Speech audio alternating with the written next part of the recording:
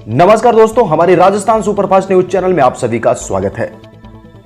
राजस्थान की हर बड़ी खबर को सबसे पहले देखने के लिए हमारे चैनल को सब्सक्राइब कर लें, साथ ही साथ बेल आइकन दबा लें, जिससे आपको हर खबर सबसे पहले मिल सके। राजस्थान की राजनीति में चल रहे घमासान में दिन प्रतिदिन नया अपडेट आ रहा है। पहले जहां आज होने वाली निर्दलीय विधायकों की बैठक में बसपा से कांग्रेस में आए हुए विधायक भी शामिल होने वाले थे, लेकिन अब से इसमें नहीं आएंगे। अब आज केवल निर्दलीय विधायक ही आपस में चर्चा करेंगे। बसपा से आए कांग्रेस विधायकों द्वारा इस बैठक से दूरी बनाने के कई सियासी मायने निकाले जा रहे हैं। राजस्थान में मचे सियासी संग्राम के बीच बड़ी खबर सामने आई है। अशोक गहलोत समर्थक निर्दलीय विधायक ओम प्रकाश हुड्डा को जान से मारने की धमकी दी गई है। मंगलवार देर रात हुड्डा को अज्ञात मोबाइल नंबर से फोन कर जान से मारने की यह धमकी दी गई है। धमकी भरा फोन आने के बाद हुड्डा देर रात को ही रामनगरिया थाने पहुंचे और अज्ञात व्यक्ति के खिलाफ मामला दर्ज कराया। बीकानेर जिले को आज चिकित्सा और खेल के क्षेत्र में कई महत्वपूर्ण सौगातें मिली। सीएम अशोक गहलोत ने विभिन्न कार्यों का वर्चुअल रूप से शिलान्यास और लोकार्पण किया।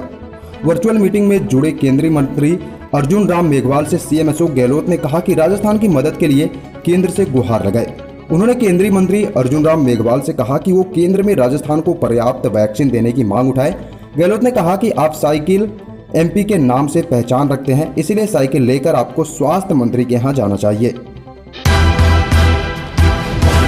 निरोगी राजस्थान के सपने को साकार करने और यूनिवर्सल हेल्थ कवरेज के उद्देश्य से 1 मई से मुख्यमंत्री चिरंजीवी योजना प्रारंभ की गई थी। इस योजना के संबंध होने के बावजूद निजी अस्पतालों में मरीजों को उपचार के लिए मना करने की शिकायतें मिल रही है। चिकित्सा मंत्री डॉक्टर रघु शर्मा ने कहा है कि शिकायतों की जांच करवाकर दोषी पाए गए अस्पताल संचालकों के खिलाफ सख्त कार्रवाई की जाएगी। राजस्थान में प्रेशर पॉलिटिक्स जारी है। एक बार फिर से सीएम अशोक गहलोत और सचिन पायलट के समर्थक एक बार फिर से सामने आ गए हैं। विधायकों के बीच बयानबाजी हो रही है। असल में जयपुर में गहलोत के समर्थन में निर्दलीय विधायकों की बैठक से पहले दोनों पक्षों के बीच में टकराव की वजह बना है।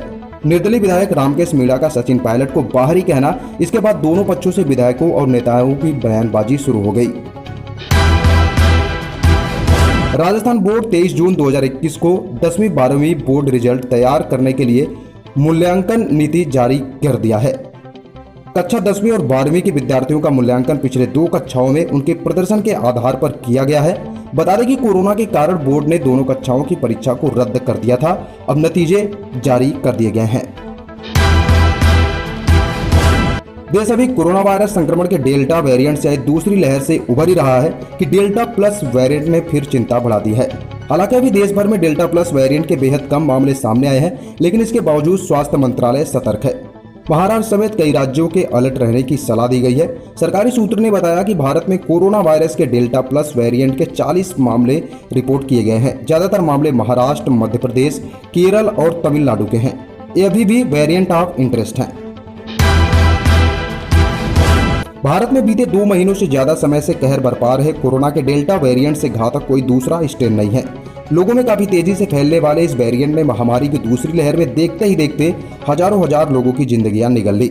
इसकी चपेट में आए लोग जब तक जांच और सही इलाज की प्रक्रिया अपना पाते तब तक दम तोड़ बैठे। कुछ लोगों की जिंदगी का वारा न्यारा तो मात्र 2-3 दिन के भीतर ही हो गया। कोरोना टीकाकरण कराने के लिए लोगों को प्रेरित करने के मकसद से प्राइवेट कंपनियां और बड़े ब्रांड्स उपभोक्ताओं को तरह तरह के ऑफर दे रही हैं। इसी कड़ी में देश की सबसे बड़ी एयरलाइन इंडिगो ने भी एक पहल की है। एक बयान के अनुसार इंडिगो बुधवार से उन सभी यात्रियों को 10% की छूट देगी जिन्होंने कोरोना वैक्सीन की कम से कम 1 डोज ले ली है। यह छूट बेस फेयर पर दी जाएगी और इस ऑफर के तहत केवल सीमित इन्वेंट्री उपलब्ध है। 21 जून को देश में टीकाकरण के महाअभियान पर पूर्व वित्त मंत्री और कांग्रेस नेता पी चिदंबरम के तंज पर प्रहार करते हुए भाजपा के राष्ट्रीय अध्यक्ष जेपी नड्डा ने कहा कि भारत लंगड़ा नहीं है, बल्कि हमारे नागरिकों की ताकत से आगे बढ़ रहा है। रिकॉर्ड सोमवार के बाद भारत ने मंगलवार और बुधवार को 50 लाख टीकाकरण को पार कर लिया है, जो कांग्रेस पार्टी को नापसंद है।